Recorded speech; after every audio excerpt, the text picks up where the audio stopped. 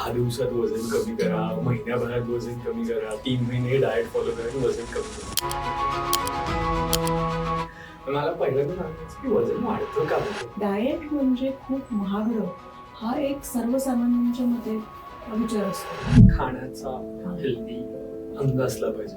तर मग हेल्दी डाएटच्या नावाखाली काय यायला पाहिजे? की तुम्ही रात्री भात शिजवून ठेवा, तो फ्रीज मध्ये ठेवा, दुसऱ्या दिवशी सकाळी तुम्ही तो रिहीट करून वापरू शकता. त्याच्यामध्ये असणारं जे स्टार्च आहे ते कन्वर्ट होतं जेव्हा तुम्ही ते ओव्हरनाईट ठेवता आणि ते रेझिस्टंट स्टार्च मध्ये कन्वर्ट होतं. डाएट सोडून असं काही वेगळं ऑप्शन आहे का वेट लॉस करायचं? नाही, मी नेहमी माझं जे रोज खातं ते खातं, सकाळ दुपार संध्याकाळ आणि रात्रीचं. पण मला डाएट करायला वेळ मिळत नाही किंवा मला ते पटत नाहीये, तर मला वेट लॉस करायचं. सो डाएट सोडून म्हणजे आपल्याला बेसिक कॉन्सेप्ट समजून घ्यायचा आहे. डाएट म्हणजे काहीतरी मी फक्त सॅलड खाणं आणि सूप पिणं नाही. मी रोज जे काही खातोय ते मी खायचं आहे, मी व्यायाम करायचा आहे आणि मी रिफाईंड प्रोसेस जंक फूड खाणं नाही. मी जेवणाच्या वेळा पाळणार आहे, मी पोर्शन साईज कंट्रोल करणार आहे, मी right food at right time खाणार आहे. या 4 गोष्टी केल्या तरी वजन कमी होतं. तर सॅलडच्या बाबतीमध्ये सॅलडचा फायदा काय होतो? मिहुने आणि मिहुन्यांचे पाहुणे, पण हेच पाहुण्याची माहिती सांगत नाही ती गोळाबेज पॉडकास्टवर असतेच. नमस्कार मंडळी, मी ऋषिकेश. गोळाबेज पॉडकास्टवर तुमचं खूप खूप स्वागत आहे. खरं तर प्रत्येकालाच हेल्दी राहायचं असतं, प्रत्येकालाच असं सुडोल गवारीच्या शेंगेसारखं दिसायचं असतं आणि आपण हे नेहमीच म्हणत असतो. पण नेमकं वजन का वाढतंय? आपण काय खाल्ल्यामुळे वजन वाढतंय की आपण काय गोष्टी करतोय आणि म्हणून वजन वाढतंय? याच्याकडे कोणाचंच लक्ष नसतं. फक्त मला बारीक व्हायचं हे मात्र सगळ्यांचं असतं. आणि या सगळ्या विषयाच्या गप्पा आज आपण पुन्हा एकदा अवंतिताईसोबत मारणार आहोत. नमस्कार अवंतिताई. मला वाटतं वेगळ्या फॉर्मल इंट्रोडक्शनची गरज नाही, कारण सगळे लोक ओळखतात गोळाबेजचे जे जुने प्रेक्षक आहेत ते. त्याचं पुन्हा एकदा तुझं गोळाबेज पॉडकास्ट मध्ये खूप खूप स्वागत. आणि जसं की सगळीकडे तू बघशील की खूप मोठं रेलचेल चालू असते की 10 दिवसात वजन कमी करा, महिन्याभरात वजन कमी करा, 3 महिने डाएट फॉलो करा आणि वजन कमी करा. मला पहिल्यांदा सांगायचं की वजन वाढतं का? ओके, तर वजन वाढायचं बेसिक कारण म्हणजे आपण इनपुट आणि आउटपुट या दोघांचा विचार केला तर त्याचा जर सरप्लस होत असेल म्हणजे आउटपुट जास्त नाही आहे, म्हणजे लॅक ऑफ एक्सरसाइज आहे, बसून काम आहे, इरेग्युलर स्लीप पॅटर्न आहे, ह्या सगळ्या गोष्टी आहेत, पण खाणं सेमच ठेवलं आपण तर त्याच्यामुळे वजन वाढू शकतं. हॉर्मोनल इम्बॅलन्समुळे वजन वाढू शकतो, झोपेची कमी असेल तर वजन वाढू शकतो आणि त्याचबरोबर काही मेटाबॉलिक डिसऑर्डर्स असतात तर त्याच्यामुळेही वजन वाढू शकतं. पण आता त्याचं उलट पण लोक जसं की आमचं वजन वाढतंय, आम्ही सगळं पण काही करतो तरीही वजन कमी होत नाही, असं का? एक तर ज्यावेळेस आपण सगळं काही करतोय पण आपलं वजन वाढतच राहतंय, कमी होतच नाही, तर त्याच्या मागचं पण पहिली गोष्ट समजून घ्यायची ती म्हणजे एक्सरसाइज आपला चुकतोय का? म्हणजे लोक चालायला जातात, 60 मिनिटं चालतात पण ती त्या झोनमध्ये चालत नाहीये. म्हणजे एक सिम्पल फॉर्म्युला आहे, 220 मायनस युअर एज, जो नंबर येईल त्याचा 70% तरी आपला हार्ट रेट आला पाहिजे. सो आपण चालायला चालू केल्यानंतर आपला हार्ट रेट कुठे जातोय? मे बी आपण चालतोय तर गप्पा मारतोय, हार्ट रेट वर जाणारच नाहीये. सो हार्ट रेट किमान 100-110 पाहिजे आणि तो वाढलेला हार्ट रेट आपण पुढची 40 मिनिटं जर मेंटेन करू शकलो तर आपली चरबी जाईल. नुसतं मी वॉकला जातोय आणि मग गप्पा मारतोय तर वजन नाही कमी होणार. सो ते एक आहे. दुसरी गोष्ट, प्रोटीनची कमी जात होते, म्हणजे वजन कमी करायचं म्हणजे म्हणून खाणं कमी करून टाकलं, मग नुसतं उकडलेलं वाफवलेलंच खाल्लं, जे इसेन्शियल फॅट आहे ते पण नाही घेतलं तर त्याचाही दुष्परिणाम दिसायला लागतो. लॅक ऑफ स्लीप असेल तरीही वजन वाढतं, कारण का स्लीप हा एक असा महत्त्वाचं अंग आहे तुमच्या शरीराच्या जडणघडणीमध्ये की झीज भरून निघण्यासाठी तुम्हाला झोप ही खूप गरजेची आहे. आणि अजून शेवटचा मुद्दा म्हणजे डिहायड्रेशन होत असेल, पाण्याचा इंटेकच कमी होत असेल तर ह्या सगळ्यामुळे पण तुम्ही व्यायाम करता, तुम्हाला माहिती आहे की तुम्ही व्यायाम करताय पण तुमचा हार्ट रेट वर जात नाहीये, तुम्ही त्या फॅट लॉसच्या झोनमध्येच जात नाहीये, तुमच्या खाण्यामध्ये प्रोटीनची कमी पडते किंवा अपुरी झोप आहे तर वजन नाही कमी. आता हे सगळं असतं तुझं म्हणजे की खाण्याचा हेल्दी अंग असला पाहिजे.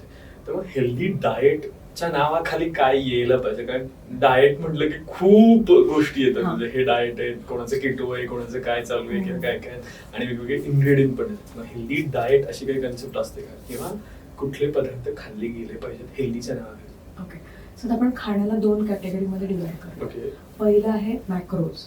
मॅक्रोज म्हणजे काय? Macro nutrients, MACRO nutrients. Macro म्हणजे जास्त प्रमाणात लागणारे पदार्थ. ते आहेत कार्बोहायड्रेट्स, प्रोटीन्स, फॅट्स. हे 3 घटक आपल्याला जास्तीत जास्त सेवन करणं गरजेचं आहे. पण मायक्रोज आहेत म्हणजे काय, व्हायटामिन्स आणि मिनरल्स. ह्या दोघांची जर कमी होत असेल तर मग तरी पण आपल्याला इनॲडिक्वेट न्यूट्रिएंट्स मिळणार आहेत आहारामध्ये. ह्या दोघांचा परिपूर्ण विचार करून आणि त्याचबरोबरीने पाणी. सो आपण बघितलं की carbohydrate, protein, fats, vitamins, minerals या सगळ्याचं एकत्रीकरण केलं, फायबरचा विचार केला गेला आणि पाणी इन्क्लूड केलं तर आपण पौष्टिक आहार घेतो असं म्हणू शकतो. आणि हे खूप सोपं आहे समजून घेतलं तर. पण समजून नाही घेतलं तर मग कन्फ्युजन आहे. मग कोणी म्हणेल की फक्त प्रोटीन्स खाऊयात, कोणी म्हणेल की मी फक्त व्हीगन खाणार आहे, मी ॲनिमल प्रॉडक्ट्स काही खाणारच नाही आहे. तर असे जे ट्रेंड्स असतात तर ते त्या ट्रेंड्समध्ये पहिली गोष्ट, हे सगळे ट्रेंड्स नॉन सस्टेनेबल आहेत. सस्टेनेबल नाही होणार आहे, शाश्वत नाही आहेत ना. मी माझ्या आयुष्याच्या शेवटापर्यंत काय फॉलो करू शकतो, जे माझं पिढीजात आलेलं आहे, जे माझे पूर्वज करत होते, जे माझ्या आजूबाजूला बनतं, जे ऋतूप्रमाणे माझ्याकडे अवेलेबल आहे ते आपण खाल्लं पाहिजे. फॅन्सी डाएटच्या मागे न लागतं. आता याच्यासोबतच मला वाटतं की फॅन्सी डाएटच्या मागे न लागता तू जसं म्हणाल ते आहे, पण त्याला अल्टरनेटिव्ह ऑप्शन्स कसे आहेत हेल्दी खाण्याचे? आता अगदी म्हणजे तुला माहिती आहे की सगळ्यांना म्हणतात की व्हायटॅमिन सी साठी किवी खा. बरोबर. पण आपल्याकडे पेरू मिळतो तर तो खावा. आपल्याकडे करवंद मिळतात त्याचं सेवन करावं. ब्लूबेरीज खाल्ली पाहिजे असं काहीच नाही. जांभळं मिळतात, त्याच्यापासून मिळणारा अँटीऑक्सिडंट खूप शरीरासाठी फायदेमंद आहे. तर त्यासाठी ब्लूबेरीच्या जागी आपण जे आपल्याकडे मिळतोय, जो रानमेवा म्हणतो आपण, तो आपण आहारामध्ये घेतला पाहिजे. सगळे म्हणतात की ओट्स खाल्ले पाहिजे, पण आपल्याकडची राजगिऱ्याची डाळी असेल, नाचणी असेल, त्याचा समावेश आपण नक्की करू शकतो. त्यासाठी फॅन्सी काही पदार्थ न खाता. म्हणजे एक पहिली गोष्ट लक्षात ठेवायची, आता अवाकाडो बद्दल सगळे बोलतात की अवाकाडो खूप हेल्दी आहे, पण अवाकाडो आपल्याकडे मिळतच नाही लवकर. आणि दुसरं मिळालं तरी ते खूप महाग आहे, कॉस्टली. तर त्याच्याऐवजी आपल्याकडे नारळ आहे, नारळाचा वापर करावा. ओला नारळ आहे, सुकं खोबरं आहे, त्याची चटणी बनवावी, जवसाची चटणी बनवावी, कारळ्याची चटणी बनवावी. जे आपल्याकडे बनणारे पदार्थ आहेत आणि स्वस्त पण असायला पाहिजे. डाएट म्हणजे खूप महागडं हा एक सर्वसामान्यांच्या मते विचार असतो. Diet should be very cost effective, very cost effective.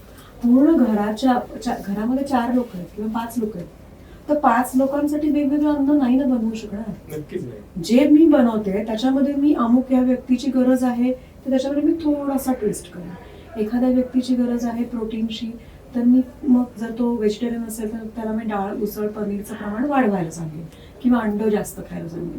पण त्याच्यासाठी मी वेगळा पदार्थ सकाळी उठल्यापासून बनवते, मग माझ्याकडे एखादे आजी आजोबा आहेत त्यांच्यासाठी मी वेगळं, असं मी नाही करू शकणार. मी एक ठराविक अन्नपदार्थ घरामध्ये बनवणार आहे, त्याच्यामधलेच जे उपयोगाचे आहेत ते प्रत्येकासाठी तसे डिवाइड. हे सगळं आहे. तर मला याच्यामध्येच ऑप्शन सांग, कारण बऱ्याच जण आपण बघतो की माहिती इन्फॉर्मेशन आहे, पण आता हेच माहित नसतं एखाद्या गृहिणीला की तिला जर घरात पालकची भाजी करायची आहे तर त्याला ती 3 वर्गांमध्ये कसं व्हेरिएशन करू शकते. म्हणजे 3 वर्गांमध्ये म्हणजे तिच्या घरात लहान मुलं पण आहेत, त्यांना ते न्यूट्रिशन द्यायचं आहे. स्वतः वर्किंग वुमन आहेत किंवा हस्बंड वर्किंग आहे, त्याला पण न्यूट्रिशन वाला टिफिन गेला पाहिजे असं तिला वाटतंय. आणि एल्डरली पीपल आहेत तर त्यांना पण थोडंसं न्यूट्रिशन गेलं पाहिजे, पण त्याच भाजीला तिला करायचं असं कसं डिवाइड करताय? ओके, आता मी एक पूर्वीचं एक टर्मिनॉलॉजी सांगते. व्यंजन. व्यंजनचा अर्थ काय होतो, तुम्ही एखाद्या पालेभाजीमध्ये किंवा भाजीमध्ये, फळभाजीमध्ये, शेंगभाजीमध्ये तुम्ही प्रोटीनचा समावेश करायचा. So it's a cross combination. So पालेभाजी असेल तर मुगाची डाळ वापरली किंवा डाळीचं पीठ वापरलं किंवा हरभऱ्याची डाळ वापरली, बऱ्याच ठिकाणी तुरीची डाळ वापरली जाते, मटकीची डाळ वापरली जाते. सो ह्या डाळी काय करतील, ह्या व्यंजन म्हणून काम करतील. So it will increase the protein content. So पालेभाजी बरोबर चोथा गेला, इसेन्शियल व्हायटामिन्स, मिनरल्स मिळाले, त्याचबरोबरीने प्रथिनं पण मिळाली. नुसतं प्रत्येक वेळेस फक्त पालक पनीरच खाल्लं तर मला प्रोटीन मिळणार आहे असं नाहीये. आपल्याकडे असणाऱ्या ज्या डाळी उसळी आहेत त्याचा समावेश नक्की करावा या भाजीला जोड म्हणून. सो तुम्ही कधीतरी डाळ पालक बनवा, कधीतरी डाळ घालून सुकी भाजी बनवा जी डब्यात सुद्धा देता येईल, किंवा डाळीचं पीठ लावून पण तुम्ही भाजी बनवू शकता. आणि मग डाळीचं पीठ म्हणजे फक्त बेसन का नाही, तर मुगाच्या डाळीचं पीठ पण आपण वापरू शकतो, मसूरच्या डाळीचं पण पीठ वापरू शकतो. काही ठिकाणी मटकीची डाळ करतात, सो मटकीची डाळ पण तुम्ही वापरू शकता, जेणेकरून हे व्यंजन एकत्र येईल तर प्रोटीन वाढणार. आणि हे तुम्ही डब्यामध्ये देऊ शकणार, वाढीच्या मुलासाठी देऊ शकणार, एल्डरी लोक असतील त्यांच्यासाठी पण ते पोटाला त्यांच्या हलकं पडणार. आता ना एक खूप मोठी मिसकन्सेप्ट असते सध्या की भात खाल्ल्याने वजन वाढतं. हे कितपत खरं आहे आणि त्याचे चेंजेस कसे करायला पाहिजेत? कारण मी बघितलं आमच्या ऑफिसमध्ये काही काही लोक लिटरली तर ब्राऊन राईस आणि मिल्स आणायला लागलेत आणि ठीक आहे. हे जरा महाग आहे. नाही, पहिली गोष्ट म्हणजे भात हा जर साधा भात बघितला तर तो अजिबातच वेट गेन करणारा नाही. ओके ओके, तुम्ही भात कसा बनवताय ह्याच्यावर इम्पॉर्टंट आहे. जर तुम्ही पोर्शन साईज कंट्रोल ठेवला आणि त्याच्याबरोबर जोड म्हणून तुम्ही पिठलं, उसळ, आमटी, वरण किंवा नॉनव्हेज खात असेल तर चिकन करी, फिश करी ह्याची जोड दिलीत भाताला तर ते पूरक अन्न होणार आहे. ओके, पण जर जर तुम्हाला असं वाटत असेल की मी भात खाल्ल्यामुळे माझं वजन वाढलंय तर मला असं वाटतं की आपल्याला चेक काय करावं लागेल की तो बनवला कसा. जर तुम्ही फ्राईड राईस खाल्लात, जर तुम्ही बिर्याणी खाल्ली की त्याच्यामध्ये ऑइल जास्त आहे, तूप जास्त आहे तर वजन वाढणारच. पण नॉर्मल शिजलेला जो भात आहे तो खाऊन वजन वाढत नाही. आणि त्याच्यावरचा अजून एक मी उपाय सांगते की तुम्ही रात्री भात शिजवून ठेवा, तो फ्रीजमध्ये ठेवा, दुसऱ्या दिवशी सकाळी तुम्ही तो रिहीट करून वापरू शकता.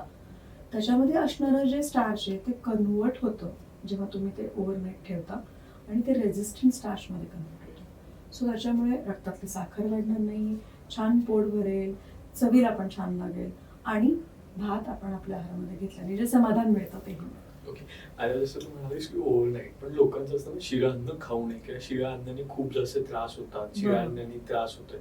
मग तो आणि हा कन्सेप्ट कसा हँडल? आता शिळं अन्न म्हणजे 2 दिवस केलेली 2 दिवसापूर्वी केलेली कणिक असेल किंवा खूप शिळं असेल तर ते शरीरासाठी अजिबातच पोषक नाही. पण आपण जर रात्री बनवलेली भाजी सकाळी खाऊ शकतो घरी हीट करून. म्हणजे बऱ्याच वेळा वर्किंग वुमेनसाठी प्रश्न असतो की अरे आम्ही कसं करू हे सगळं, आम्हाला हेल्दी पण खायचंय पण आमच्याकडे वेळ कमी आहे.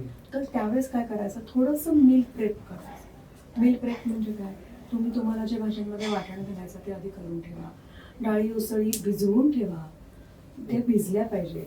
त्याच्यामध्ये असणारी जी साखर आहे, जेव्हा तुम्ही कुठल्याही कडधान्याला भिजवता तर ती साखर बदलते, पचनाला सोपं होतं, पोटामध्ये कॉन्स्टिपेशन होणार नाही, ब्लोटिंग होणार नाही, गॅसिनेस होणार नाही. हे मील प्रेप करून ठेवणं गरजेचं आहे. हे मील प्रेप करून ठेवले तर तुम्हाला हेल्दी कुकिंग करता येईल, त्याच्यामध्ये वेळ फार जाणार नाही. आणि मी अजून एक त्याच्यामध्ये ॲडिशन करते जे मी स्वतः इम्प्लिमेंट करते. आपल्या घरामध्ये शनिवार रविवार जेव्हा मुलं घरात आहेत, आपले नवरे किंवा घरातली सगळी माणसं एकत्र आहेत त्यावेळेस एकत्र मिळून मील प्रेप करावं. म्हणजे काही गोष्टी नवऱ्याला सांगाव्यात, काही गोष्टी मुलांना सांगाव्यात. एकत्र जेव्हा तुम्ही मील प्रेप करता तेव्हा बॉन्डिंग पण चांगलं व्हायला मदत होते आणि सगळ्यांना माहीत असतं की या आठवड्यामध्ये माझ्या पोटात काय काय जाणार आहे. सो एकत्र बसून तुम्ही वीकली मेनू बनवू शकता की सोमवारी ही भाजी खाऊ, मंगळवारी ही भाजी खाऊ. मग एखाद्या दिवशी एकाची आवडीची असेल तर दुसऱ्या दिवशी दुसऱ्याची आवडीची होऊ शकते. आणि मग एकत्र जेव्हा बसून तुम्ही जेव्हा हा संवाद होतोय तर कुटुंब व्यवस्था बळकट व्हायला मदत होते. आणि हेल्दी इटिंग हे फक्त माझ्यापुरतं सीमित न राहता अख्खं कुटुंब हेल्थच्या दृष्टीने विचार करायला लागतं. पण आता हेल्दी इटिंग जेव्हा आपण बोलतो किंवा हेल्दी डाएट आपण ज्यावेळी बोलतो त्यावेळेस सगळ्यात महत्त्वाची टर्म येते ना ती की जसं मगाशी पण तू म्हणालीस की माझ्याकडे जे रिसोर्सेस अवेलेबल आहेत त्याच्यात मला ते हेल्दी द्यायचं आहे, एक तर सगळ्यात मोठा प्रश्न. आणि दुसरा प्रश्न की हे जे बाहेरचे प्रोडक्ट्स आहेत, पॅकेट फूड्स आहेत, त्यांना अवॉइड कसे करायचे? कारण सगळ्यात मोठा तो एक क्वेश्चन असतो की अरे आजकाल तर शुगर फ्रीमध्ये पण खूप मिळते किंवा हेल्दी प्रोटीन रिच बाहेरचे प्रोडक्ट्स मिळतात. मग ते आणि हेल्दी कसं कम्पेअर करतो आपण? ओके, आता हे जे काही पॅकेटमधले फूड आहेत बऱ्याच वेळा कन्फ्युजन हे असतं की त्याच्यावर लिहिलेलं असतं की हा पदार्थ नाचणीपासून बनवलेला आहे. पण ॲक्च्युली जेव्हा आपण लेबल रिडिंग करतो तर लेबल रिडिंग केल्यानंतर आपल्याला कळतं की नाचणी खूप कमी प्रमाणात वापरली आहे. पण ग्लोरिफिकेशन आणि ॲडव्हर्टायझिंगसाठी मी सांगितलं की हे जे पदार्थ बनवला ना तो मी नाचणीपासून बनवला. सो जेव्हा आपण असे पदार्थ निवडतोय तेव्हा start reading labels.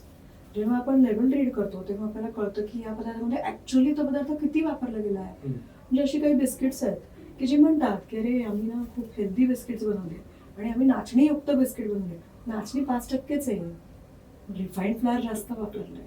So start reading labels so that you will understand की हा प्रॉडक्ट खरंच हेल्दी आहे का. आणि जेव्हा तुम्हाला सांगितलं जातं ना की अमुक एक पदार्थ घालून तो पदार्थ बनवलाय तर FDA चा रूल आहे की जेव्हा तुम्ही एखाद्या प्रॉडक्टबद्दल लिहिताय तर त्याला नॉमेनक्लेचर त्याचं कसं केलंय की जो पदार्थ जास्त आहे तो आधी लिहावा ओके. आणि त्याच्यानंतर बाकीचे पदार्थ. तर तो कुठल्याही बिस्किटाचा पुडा घेतला त्याच्यावर लिहिलेलं असेल जास्तीत जास्त प्रमाणात काय वापरलं गेलंय, रिफाईंड फ्लावर, तो पहिल्यांदाच लिहिलेला असेल. तर लेबल रिडिंग करणं खूप गरजेचं आहे.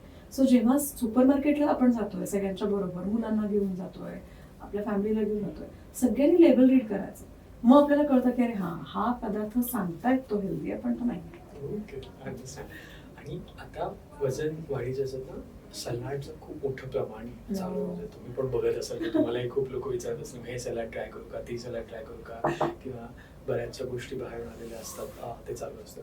मग याच्यात सलाड कसं घेतलं पाहिजे, त्याच्यात काय काय गोष्टी इन्व्हॉल्व असल्या पाहिजेत आणि खरंच सलाड किती हेल्प करतं? तर सॅलेडच्या बाबतीमध्ये सॅलेडचा फायदा काय होतो की एक तर चोथा मिळतो.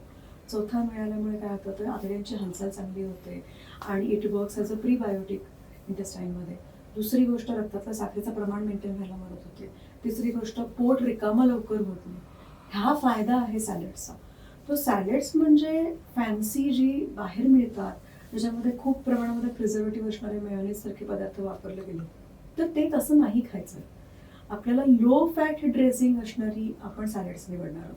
त्याच्यामध्ये दही चालेल, लिंबाचा रस चालेल, ॲपल सायडर व्हिनेगर चालेल, एखादं सिट्रस फ्रूट चालेल. पण अशी खूप वेगवेगळी ड्रेसिंग्स वापरून खूप हेवी बनवलेली सॅलेड्स खाल्ली तर फायदा होणार नाही. तर अजिबातच मी तशी रेकमेंड करणार नाही. ओके. ओके. आणि मला विचारायचं डाएट सोडून असं काही वेगळं ऑप्शन आहे का वेट लॉस करण्यासाठी? नाही, मी नेहमी माझं जे रोज खातो ते खातो, सकाळ दुपार संध्याकाळ आणि रात्रीचं. पण मला डाएट करायला वेळ मिळत नाही किंवा मला ते पटत नाहीये, पण मला वेट लॉस करायचं. ओके. सो डाएट सोडून म्हणजे आपल्याला बेसिक कॉन्सेप्ट समजून घ्यायचा आहे. डाएट म्हणजे काहीतरी मी फक्त सॅलड खाणं आणि सूप पिणं नाही आहे.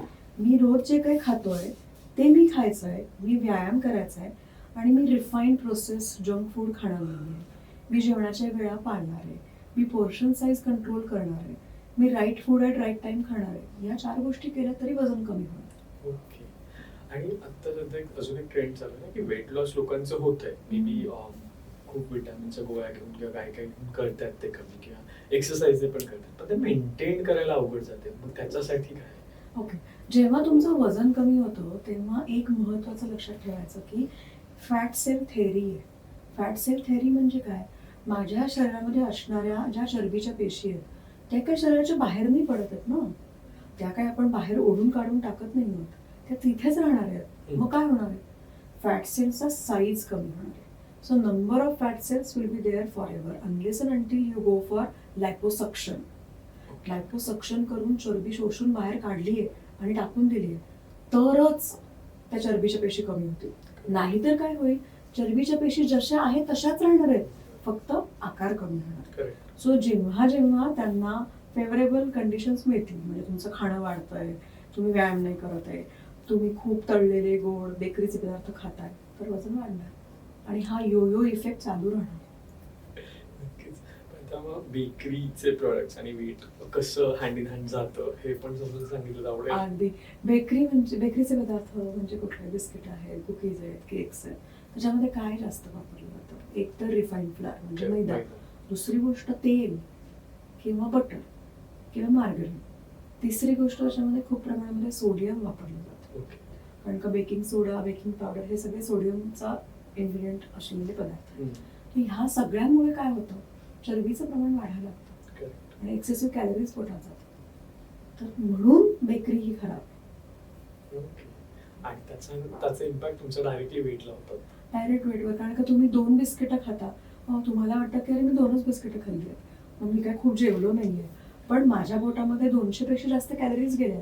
सो कॅलरी सरप्लस होत राहतात, कॅलरी कमी होत नाहीये. आणि चुकीच्या कॅलरीज नुसत्या घेतल्या त्याला आपण एम्प्टी कॅलरीज म्हणूया. म्हणजे नुसत्या कॅलरीज गेल्या पण न्यूट्रिटिव्ह व्हॅल्यू 0 आहे. सो पोषण नाही मिळालंय, नुसत्या कॅलरीज मिळत गेल्या, आता एक्सेसिव्ह कॅलरीज चरबीमध्ये रूपांतरित होतात. आणि नंतर सध्या एक फॅशन पण आहे किंवा लोक इंटरमिजिएट फास्टिंग करतायत किंवा एकदाच जेवतायत, संध्याकाळी काहीतरी फ्रुट्स खातायत, सॅलड्स खातायत किंवा फक्त ज्यूस घेतायत किंवा वीकमधून एखादं ज्यूसचं डाएटच घेतायत आणि बाकी फुल खातायत. नेमकं काय केलं पाहिजे अशा वेळेस किंवा हे कितपत योग्य आहे आणि कुठल्या एजसाठी काय करू शकतो? म्हणजे इंटरमिडियंट फास्टिंग हे आपल्याकडे खूप पूर्वीपासून केलं गेलेलं आहे. ओके. आपल्याकडे सूर्योदय ते सूर्यास्त खाणं अपेक्षित आहे. सूर्यास्तानंतर काही खायचं नाहीये. हे जर आपण करू शकतो तर 12 तासाचं फास्टिंग आरामात होतं, जे सगळ्यांना जमू शकतं. पण काही लोक 14 तास, 16 तास, 18 तास फास्टिंग करतात. मी असं म्हणेन की तुमच्या प्रकृतीनुसार तुम्ही ते करावं. त्याचे असे साईड इफेक्टही दिसून आले आहेत की रक्तातली साखरेचं प्रमाण कमी जास्त होणं, डायजेस्टिव्ह सिस्टीम वीक होणं.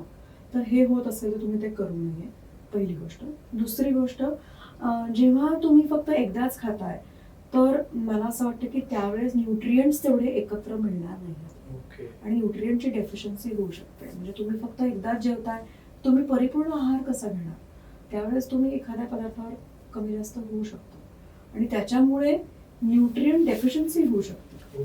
तर मला असं वाटतं की असे फॅड रुटीन न करता सस्टेनेबल लाईफस्टाईलकडे जाणं ते जास्त गरजेचं आहे. महत्वाचं नक्कीच.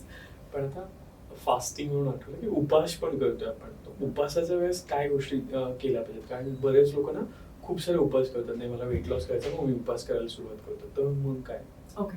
आता उपवास आणि आपल्याकडे तर खूप रेलचेल असते. श्रावण महिन्यामध्ये उपवास असतात, आषाढी एकादशीचा उपवास असतो, लोकांचे महिन्यामध्ये एकादशी चतुर्थीचे उपवास असतात, इतर धर्मांमध्ये वेगवेगळे उपवास आहेत. तर जे कोणी उपवास करतायत त्यांनी पहिली गोष्ट वॉटर इलेक्ट्रोलाइट इम्बॅलन्स होऊ द्यायचा नाहीये. सो पाणी आणि इलेक्ट्रोलाइटचा इम्बॅलन्स न होऊ नये म्हणून आपण काय करावं, तर आपल्या आहारामध्ये द्रवयुक्त पदार्थ म्हणजे पाणी असेल, ताक असेल, एखादं भाज्यांचं सूप असेल, ह्याचा समावेश आपण नक्की करू शकतो. दुसरी गोष्ट, प्रोटीनची कमी होऊ नये द्यायची. जरी उपवास असेल तर मग आपण काय करूयात की एखादी वाटी दही घेऊयात किंवा पनीर घेऊयात. ह्याचा वापर करून आपल्याला प्रथिनं मिळतील ह्याचा आपण विचार केला गेला पाहिजे आपल्याकडून. त्याचबरोबर नट्स आणि सीड्सचा वापर करावा जेणेकरून प्रथिनं मिळतील. तिसरी गोष्ट, चोथा कमी जातो पोटामध्ये जेव्हा उपवास करतो. तर कंपल्सरी आपल्या आहारामध्ये चोथा जाईल ह्याची आपण प्रोव्हिजन करणं गरजेचं आहे. सो भाज्यांचा वापर आपण नक्की करावा. कोशिंबीर, रायता, भरीत, सूप या प्रमाणामध्ये आपण भाज्या घेणं गरजेचं आहे. तर आणि सगळ्यात महत्त्वाची गोष्ट, माझा उपवास आहे म्हणून मी तळलेले, मीठ लावलेले पदार्थ खाते, वेफर्स खाते, हे न करता आपण जास्तीत जास्त उकडलेले, वाफवलेले पदार्थ खावे जेणेकरून एक्सेसिव्ह ऑइल पण पोटात जाणार. ओके. आता त्याच्यासोबत शुगरचा एक इम्पॅक्ट किंवा डायरेक्टली असं कनेक्शन असतं वेट सोबत, ते कसं आहे?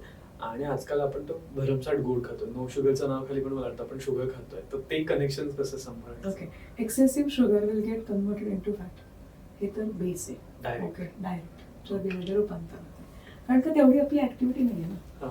आपण खाणार आहोत आणि एकाच जागी बसणार आहोत. आपण 9 तास काम करणार आहोत एका जागी बसून. करेक्ट. सो फार फिजिकल ऍक्टिव्हिटी नाही आहे. जरी आपण रोज व्यायाम करत असू तरी आपण व्यायाम फक्त 1च तास करतो. बाकीचे 23 तास आपण काय करतो हे पण खूप मॅटर करतं. त्यामुळे मी असं म्हणेन की साखरेमुळे वजन हे वाढतंच. एक सिम्पल एक्झाम्पल देते. आपण पाणी आणि साखर मिक्स केली आणि ती उकळतोय. एका पॉईंट नंतर ते जे सॉल्युशन आहे त्याचा 1 तारी पाक तयार होतो, मग 2 तारी पाक तयार होतो आणि तिसऱ्या वेळेस काय होतं की त्याची गोळीबंद पाक तयार होतो, म्हणजे गुठळी व्हायला लागतं. सिमिलरली आपल्या रक्तामधलं साखरेचं प्रमाण जर वाढत राहिलं तर रक्त घट्ट व्हायला लागतं. त्याचा अतिरिक्त ताण तुमच्या हृदयावर येतो आणि मग हृदयविकाराचा त्रास चालू होतो. सो साखर ही रेकमेंडेड नाही. मग साखरेच्या ऐवजी मी गूळ खाऊ का, मध खाऊ का? सो गूळ असेल, साखर असेल, मध असेल, काकवी असेल, मॅपल सिरप असेल, या सगळ्यामुळे रक्तातली साखर वाढते. ओके. सो आपण माइंडफुल राहणं गरजेचं आहे. ह्याच्याऐवजी मी काय खाऊ? मग तुम्ही खारकेचा समावेश करा. त्याचबरोबर तुम्ही काळ्या मनुका असतील त्याचा वापर करा, खजुराचा वापर करा. पण मॉडरेशन इज द की. मला वाटतं हेच सगळं तू तुझ्या पुस्तकात पण सांगितलेलं आहे आहारमध्ये. नक्कीच. त्यासोबतच ना आता लोकांचं असं आहे की म्हणजे एक एज ग्रुप आहे 35+ ते 45+. या महिलांना खूप वेट लॉसचं गरज आहे किंवा ते खूप धावत असतात वेट लॉससाठी. तर अशा पर्टिक्युलर महिलांसाठी काय करायचं? म्हणजे त्यांचं असं की सगळीकडे मला ऑफिस सांभाळायचं आहे, मुलं सांभाळायचे आहेत, प्लस माझं वेट मेंटेन करायचं आहे, मे बी मेनोपॉज सारख्या गोष्टींना सामोरं जात आहेत, त्याच्यामुळे पण काही गोष्टी होतात. तर या लोकांसाठी काय गोष्टी असल्या पाहिजेत आहारात किंवा कसं असलं पाहिजे त्यांचं डेली रुटीन? ओके. सो 35 ते 45-50 हा जो वयोगट आहे ह्याच्यामध्ये हॉर्मोनल इम्बॅलन्स होणं एक प्रामुख्याने दिसून येतंय. इन्सुलिनला रेझिस्टन्स खूप दिसून येतोय.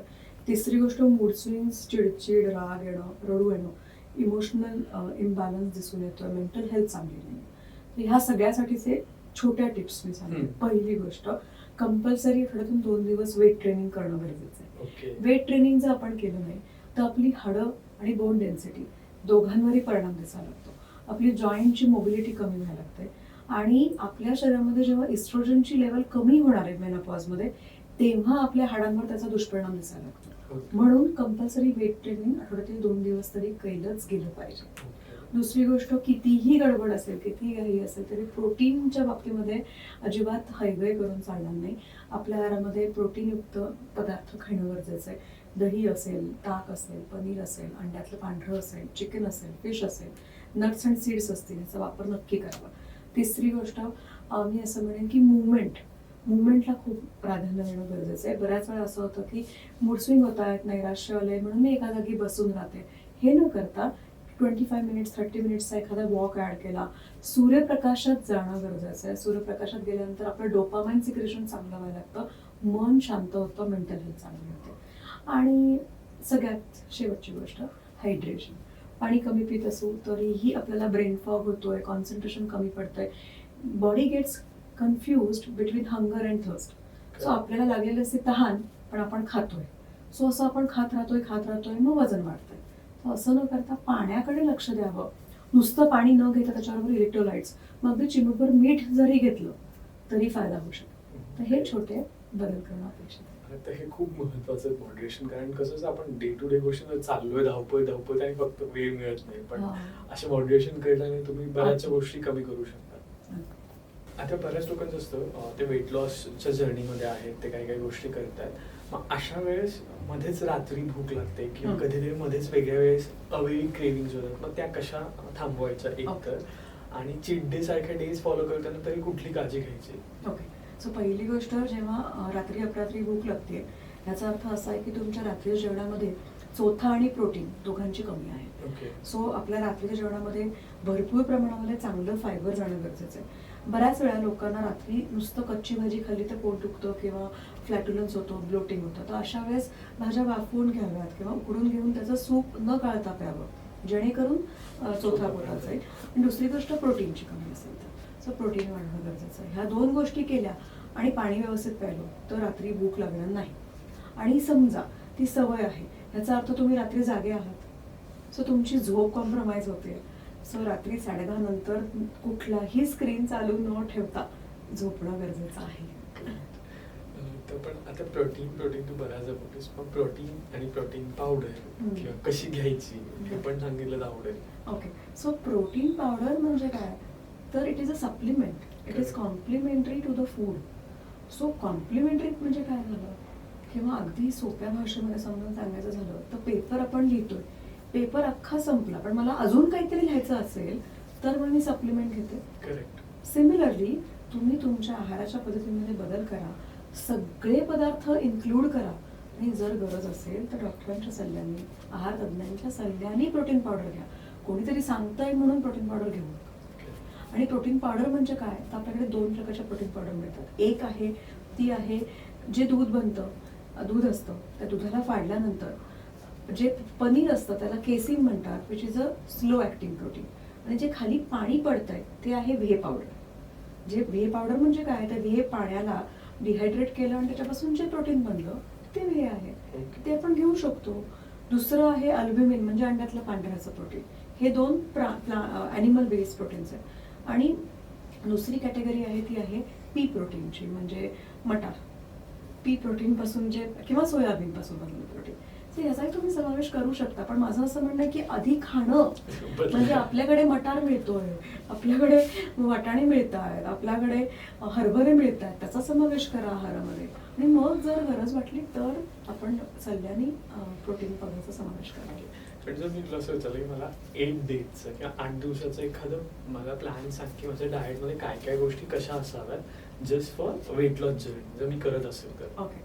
सो पहिली गोष्ट म्हणजे तुमच्या नाश्त्याच्या मध्ये तुम्ही प्रोटीनयुक्त काहीतरी घ्या. तुम्ही त्याच्याबरोबरीने जर तुम्हाला काही खायचं नसेल तर तुम्ही एखाद्या फळाचा समावेश करा. दुपारच्या जेवणामध्ये कंपल्सरी 1 वाटी भाजी आणि कच्ची भाजी ह्याचा समावेश नक्की करा. मधल्या खाण्या म्हणून जर तुम्हाला भूक लागल्यासारखं वाटत असेल, चहा प्यायची तल्लफ येत असेल, कॉफी प्यायची तल्लफ येत असेल, तर अशा वेळेस तुम्ही लिंबू पाणी प्या, ताक प्या किंवा तुम्हाला आवडत असेल तर तुम्ही सत्तूचं पीठ आणि ताक असं मिक्स करून तेही पिऊ शकता, जेणेकरून तुम्हाला प्रोटीन्स पण मिळतील. त्याच वेळेस तुम्हाला जसं असं भूक लागल्यासारखं अजून होत असेल तर नट्स आणि सीड्सचा वापर करा. तर हे बदल जरी तुम्ही केलेत तरी तुम्हाला एक चांगला रिझल्ट मिळायला मदत होईल. आणि आता जसं पावसाळा सुरू होतोय तर पावसाळ्यात खूप तेलकट तुपट पण खाल्लं जातं, तर ते कसं अवॉइड करायचं हे विचारायला. सो वाफवलेले पदार्थ आपण खावेत, म्हणजे उकडलेल्या शेंगा, भुईमुगाच्या शेंगा मिळतील, उकडलेली कणसं मिळतील, त्याचा वापर नक्की करावा. त्याचबरोबरीने जर अगदीच भजी खायची असतील तर घरी बनवलेली भजी खावी. वडापाव खायचा असेल तर घरी बनवला खावा. का? कारण आपल्याला माहिती आहे की आपण हे तेल जे घेतलंय ते एकदाच तापवणार आहोत. करेक्ट. बाहेर जे तेल असेल ते वारंवार तापवलेलं असेल. बाहेरचं तेल जर बघितलं तर ती कढई काय झालेली असते, ते तेल पण घट्ट झालेलं असतं, तर ते शरीरासाठी खूप घातक आहे. सो घरी बनवलेली भजी आणि वडापाव खाल्ला तर काहीच प्रॉब्लेम नाही. यू नो की कुठलं तेल वापरलंय, किती प्रमाणात खातोय हे पण खूप मॅटर करतं. You have to be very mindful. Mindfulness म्हणजे काय? Right food at right time at right combination. So मी अगदी जरी वडापाव खाते तर मी एक वडापाव खाईन, त्याच्याबरोबर एखादी काकडी खाईन, जेणेकरून मला पोट भरल्याची भावना निर्माण होईल, माझं ओव्हर इटिंगही होणार नाही आणि मला आनंद पण मिळेल. मला वाटतं माइंडफुल इटिंग खूप महत्वाचं, म्हणजे कुठलाही वेट गेन किंवा वेट लॉस किंवा कुठल्याही जर्नीमध्ये किंवा डे टू डे ऍक्टिव्हिटीजमध्ये, आणि जसं तू मगासपासून म्हणतेस तसं की ते सस्टेनेबल असलं पाहिजे. मी आज खातो ते मला 10 वर्षांपर्यंत खाता आलं पाहिजे, किंवा मी आज पाळतो ते 10 वर्षांपर्यंत आणि करता आलं पाहिजे. स्थानिक पदार्थ म्हणजे माझ्या आजूबाजूला आता भुईमुगाच्या शेंगा मिळतात ओल्या, मी त्या खाणार आहे, पण मी त्यात न तळता त्याला खूप चमचमीत न बनवता मी त्या उकडून खाईन, भाजून खाईन, जेणेकरून मला त्याचा फायदा होईल, थोडे प्रथिनं पण मिळतील मला. सो जे लोकल आहे, जे ऋतूप्रमाणे आहे, आत्ता पालेभाज्या पावसाळ्यात आपण नको खायला, पण त्याच्याऐवजी आपण काय खावं, तर आता सगळे गोड्स मिळतात, म्हणजे पडवळ, दुधी भोपळा, लाल भोपळा, सगळ्या शेंगा मिळतात, त्याचा वापर आपण नक्की करावा. मला वाटतं हे सगळं थोडंसं शिकून घेतलंच पाहिजे लोकांनी. आणि आम्हाला खरंच तुझं खूप खूप धन्यवाद. आज तू पुन्हा एकदा वेळात वेळ काढून आमच्याकडे आलीस आणि या सगळ्या गोष्टी सांगितल्यात. कारण काय होतं, बऱ्याचदा वेट लॉस म्हटलं की डाएट येते, आणि डाएट म्हटलं की खूप साऱ्या फॅन्सी गोष्टी येतात लोकांच्या मार्केटसमोर, पण ऍक्च्युली या सगळ्या गोष्टींचा तुम्ही विचार करू शकता की हे करून पण मी वेट लॉस करू शकतो. अगदी आपल्या घरामध्ये आपल्या पूर्वापार ज्या पद्धती आहेत, कुकिंग प्रोसेसेस आहेत, म्हणजे आपल्याला काय वाटतं की चवीमध्ये बदल पाहिजे म्हणून मी काहीतरी खूप तेलकट खावं, खूप रस्सा असणारं खावं, असं अजिबातच नाही आहे. वाफवलेले, उकडलेले, परतलेले, त्याचबरोबरीने तुम्ही वेगवेगळ्या कुकिंग प्रोसेस करून जर पदार्थ बनवले तर चवीमध्ये बदल होईल, रुचीमध्ये बदल होईल, तोंडाला चमचमीत खाल्ल्याचा आनंदही मिळेल, पण तरी पण हेल्दी खावं असं म्हणते. आणि थँक्यू ऋषिकेश मला बोलल्याबद्दल, आणि मी खूप आभारी आहे. त्याचबरोबर तुम्हाला एपिसोड कसा वाटला ते कमेंटमध्ये सांगायला विसरू नका. आणि त्याचबरोबर तुम्ही जर वेट लॉस ची जर्नी करत असाल किंवा तुम्हाला डाएट संबंधित काही गोष्टी असेल तर अवंती ताईला तुम्ही इंस्टाग्रामवर फॉलो करू शकता, DM करू शकता. त्याचबरोबर आम्हाला तुम्ही इंस्टाग्रामवर फॉलो DM करायला विसरू नका, कारण तिथे आम्ही BTS आणि बऱ्याचशा गोष्टी ज्या पॉडकास्टमध्ये आम्हाला दाखवतात नाही त्या दाखवायचा प्रयत्न करत असतो. धन्यवाद.